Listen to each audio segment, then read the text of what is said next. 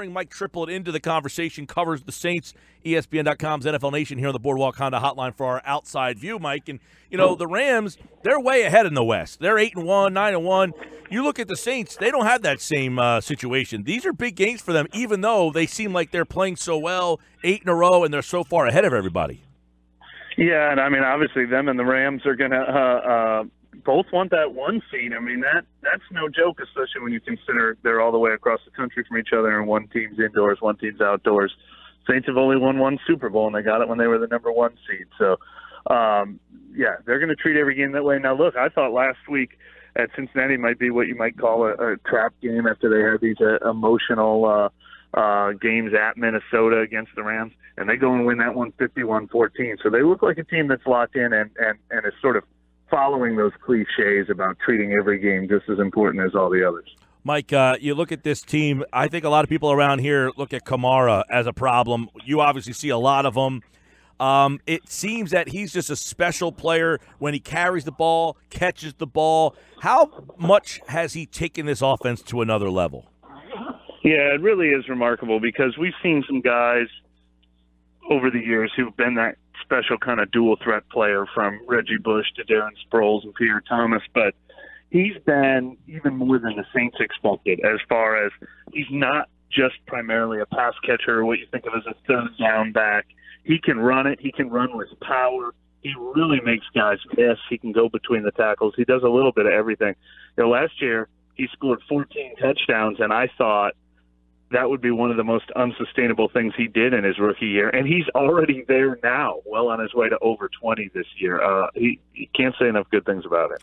Michael Thomas, another big problem. The Eagles secondary is a mess. Is he and are the Saints kind of licking their chops to see this Eagles secondary after what they saw against Dallas last week, who was a limited pass, offense in terms of the pass game?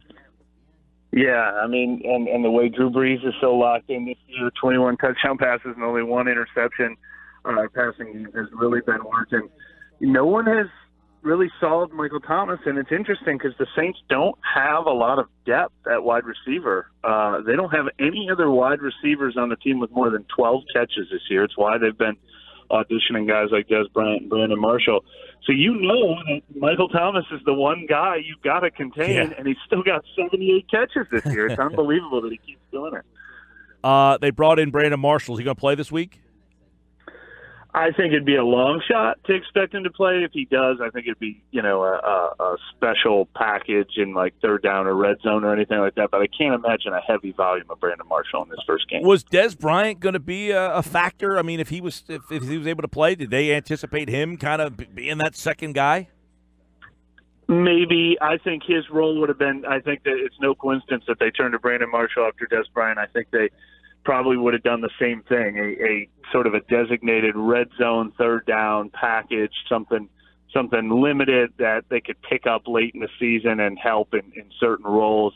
I can't imagine like a number 2 receiver playing outside and inside and getting a heavy volume of snaps, but what a big target. And he'll be going up against probably single coverage against number 2 corners because of what we just said about Michael Thomas. So I think there'd be an opportunity there for Drew Brees to throw a few, throw up high or back shoulder throws or whatever if they get the matchups they like. Spending some time with Mike Tripplett, covers the Saints, ESPN's NFL Nation. Armstead and Davenport, 2 pretty key guys out. How will that affect the week? Well, they've been playing without Davenport for a couple weeks, and he has been missed, but they've obviously continued to win without him. Alex Okafor, the starting right defensive end, is really good. Davenport was actually coming off the bench and playing about 50% of the snaps, but bringing a lot of juice. So they've still been able to be effective without Davenport. Armstead, on the other hand, he should be well on his way to his first Pro Bowl, which is long overdue, and maybe even an All-Pro accolade. So he's going to be missed. They have an experienced backup in Jermon Bushard, though, and the rest of the offensive line is so deep. Really, one thing that makes this line special is all 5 guys are really like, A- and above. I wouldn't be surprised to see all 5 starters on their offensive line make the Pro Bowl. So to lose one guy, it's not like, that one area of their team is the guy they were counting on. I saw Kamara said the whole update. Madden needs to update our whole offensive line. You wrote that piece for ESPN.com. Mike Triplett's with us. You know, the Eagles coming off the Super Bowl. I know last year the Saints had said, "Look, we think we would have beaten the Eagles." Are they looking at this game as kind of that proving point? The Eagles last year were. No one was kind of looking at them, taking them serious. Now I think people are taking the Rams more, the Saints more serious, but. They didn't have that signature win until they beat the Panthers on Thursday night last year, and people finally looked at the Eagles and said, all right, are the Saints looking at this game as kind of that, we just knocked off the Super Bowl champs, now what? Yeah, I would say it's somewhere in between. I don't think this is the game they have to get up for. You know, you hear people always say, oh, you're going to get everybody's best game.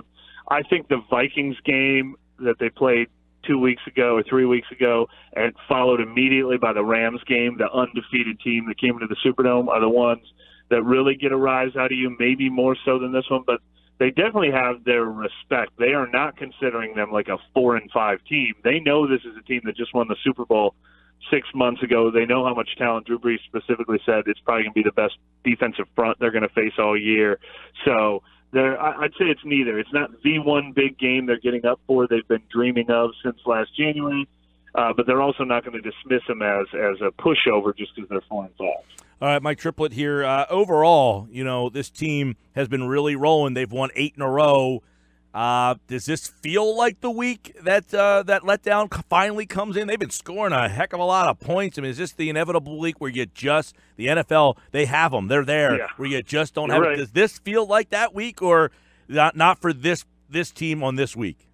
Yeah, I don't think it feels like the week, and of course it could happen because you're exactly right. But like I said, I mean, my prediction preview when they were going to Cincinnati last week in the middle of all these big-time opponents, to play on the road at noon on Sunday, outdoors in chilly weather, I thought, if they're going to have an emotional letdown, this is probably going to be it. And I said, but I still picked them to win because they're just so locked in on offense. And that's what ended up happening. 51 points. They put up 35 in the first half. So they seem to have been able to manage that idea of an emotional letdown. And I don't see how coming home for a 4 o'clock kickoff against the defending Super Bowl champs would be the time to have a letdown. But sure, I mean, it is hard for a team that just scored 96 points over the last 2 weeks. It's hard to sustain that level of play. Sure, there will be one letdown at some point, but this doesn't feel like it's coming yet.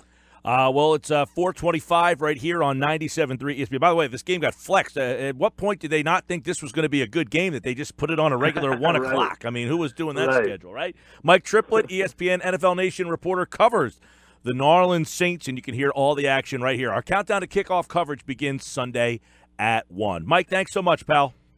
Anytime.